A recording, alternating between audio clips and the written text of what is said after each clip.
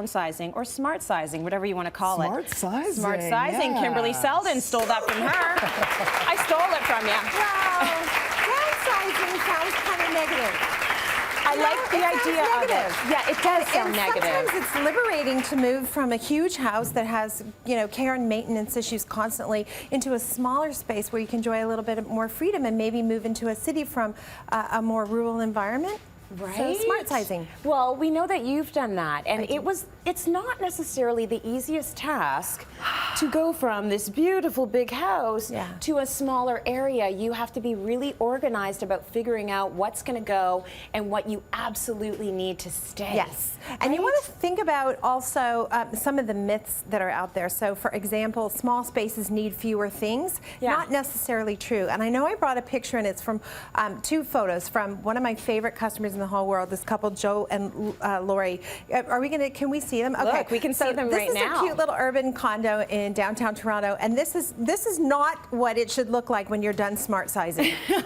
Those are 2 camping chairs? Those are 2 camping chairs. Now look at that photo and then go to the next photo and see the exact same room, the camera's in the exact same position. Oh, wow. So the myth is with a small space you need to only have a few things and then the place will feel bigger.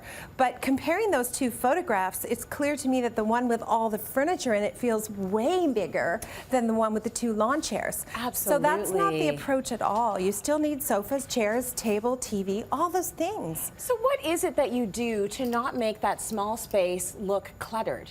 Because you don't, it doesn't look cluttered, and I think that's the fear. That's where the folding chairs come from. We want it to look very clean and crisp, no clutter. And real estate agents too sometimes will say, you want to see a lot of floor space because it makes it feel bigger. It's not true at all. No. What you really sacrifice when you move from a big house to a small space is what's hidden. All your storage. You lose all your closets. You lose all those things where you were able before to tuck things away and hide them from view.